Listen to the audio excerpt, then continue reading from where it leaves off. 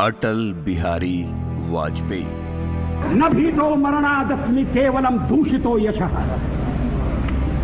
भगवान राम ने कहा था, मैं मृत्यु से नहीं डरता, अगर डरता हूं तो बदनामी से डरता हूं, लोकापवाद से डरता हूं।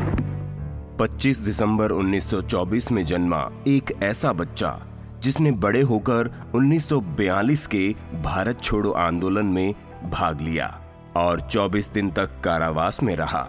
15 अगस्त का दिन कहता आजादी अभी अधूरी है, सपने सजाना बाकी है, रावी की शपथ न पूरी है। जिनकी लाशों पर पग धरकर आजादी भारत में आई, वे अब तक है खाना बदोश, गम की काली बदली छाई।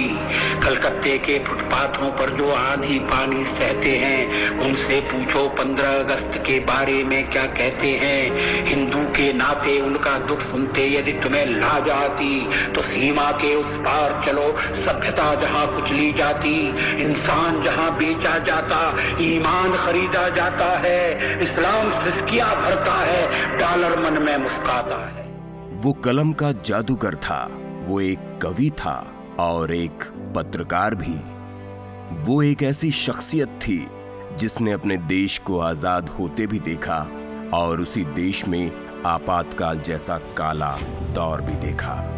आपातकाल के समय जब वो शख्स जेल में था तो लोगों को पता चला कि ये आदमी तो खाना बनाने में भी उस्ताद है। ऐसे में उसे जेल का हेड कुक बना दिया गया। वो राष्ट्रीय स्वयं संघ का एक ऐसा कार्यकर्ता भी था जिसके दिल में धर्मनिरपेक्षता थी। वो ऐसा पहला भारतीय व्यक्ति भी था जिसने संयुक्त राष्ट्र महासभा में हिंदी में भाषण दिया। वसुधैव कुटुम्बकम की परिकल्पना बहुत पुरानी है। भारत में सदा से हमारा इस धारणा में विश्वास रहा है, सारा संसार एक परिवार है। यहाँ मैं राष्ट्रों की सत्ता और महत्ता के बारे में नहीं सोच रहा हूँ। आम आदमी की प्रतिष्ठा और प्रगति मेरे लिए कहीं अधिक। जिसको देखकर जवाहरलाल नेहरू ने भविष्यवाणी करते हुए कहा था कि ये शख्स एक दिन भारत का प्रधानमंत्री बनेगा, और हुआ भी यही।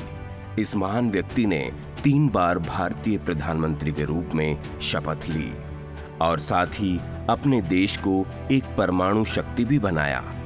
परमाणु परीक्षण की भी आलोचना की गई। पूछा गया देश के सामने कौन सा खतरा था। क्या आत्मरक्षा की तैयारी तभी होगी जब खतरा होगा। और फिर 2015 में इस दिग्गज नेता को तत्कालीन राष्ट्रपति प्रणब मुखर्जी के हाथों से देश के सर्वोच्च नागरिक सम्मान भारत रत्न से नवाजा गया। दोस्तों, हम बात कर रहे हैं हमारे देश के पूर्व प्रधानमंत्री और एक महानतम कवि की, जिनको एक भारत रत्न तो क्या, अगर 100 भारत रत्नों से भी नवाजा जाए तो कम है। 16 अगस्त 2018 को अटल जी हम सबको छोड़कर चले गए। री रिसर्च की पूरी टीम इस महान आत्मा को शत शत नमन करती है। भगवान उनकी आत्मा को शांति दे।